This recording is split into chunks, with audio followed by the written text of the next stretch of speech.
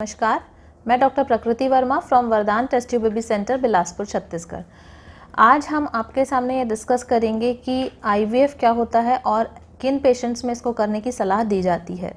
IVF यानी in vitro fertilisation means आपकी body के बाहर जो निषेचन प्रक्रिया होती है उसको हम इन विट्रो फर्टिलाइजेशन कहते हैं, या फिर सामान्य भाषा में इसे टेस्ट ट्यूब बेबी भी कहा जाता है।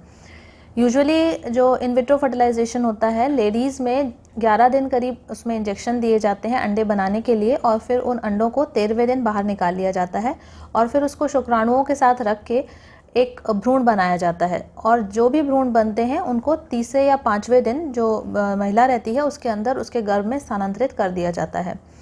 ये जो प्रक्रिया रहती है इसमें 30 से 40% सक्सेस होने का चांस रहता है, लेकिन डिपेंड करता है, अगर पेशेंट्स में कोई भी प्रॉब्लम नहीं होती है तो इसका सक्सेस रेट ज़्यादा भी हो सकता है।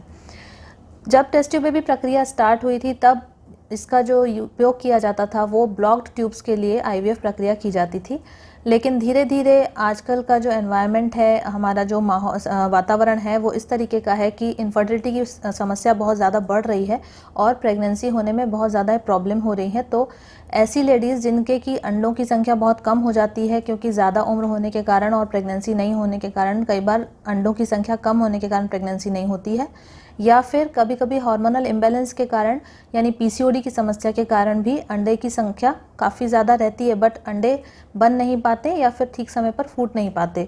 उस केसेस में भी आईवीएफ प्रक्रिया काफ़ी उपयोगी साबित होती है। ऐसे पेशेंट्स जिनमें कि लेडीज़ में या पुरुषों में कोई भी समस्या नहीं है, उन केसेस में भी, जिनको हम अनएक्सप्लेन्ड इनफर्टिलिटी कहते हैं, उन केसेस में भी आईवीएफ प्रक्रिया का उपचार दिया जा सकता है। इसके अलावा महिलाओं के अलावा पुरुषों की भी कई समस्याएं होती हैं, जैसे कि शुक्राणुओं का कम होना या शुक्राणुओं का निल होना, या फिर किसी किसी में शुक्राणुओं का जो मॉर्फोलॉजी होता है वो थोड़ा सा डिस्टर्ब्ड रहता है, यानी कि सामान्य शुक्राणु कम संख्या में रहते हैं और असामान्य शुक्राणु ज़्यादा रहते हैं। उस केसेस में भी हम आईवीएफ प्रक्रिया के द्वारा प्रेगनेंसी करा सकते हैं। वो डिपेंड करता है कि उनके कितने शुक्राणु हमको अच्छे मिल रहे हैं, कितने शुक्राणु नहीं हैं, या फिर हम स्वयं के शुक्राणु से भी और डोनर शुक्राणुओं से भी आईवीएफ की प्रक्रिया कर सकते हैं। तो इन विट्रो फर्टिलाइजेशन आजकल के युग में काफ़ी अच्छी प्रक्रिया है जो कि बहुत सारे कपल्स की समस्याओं का निदान कर रही है।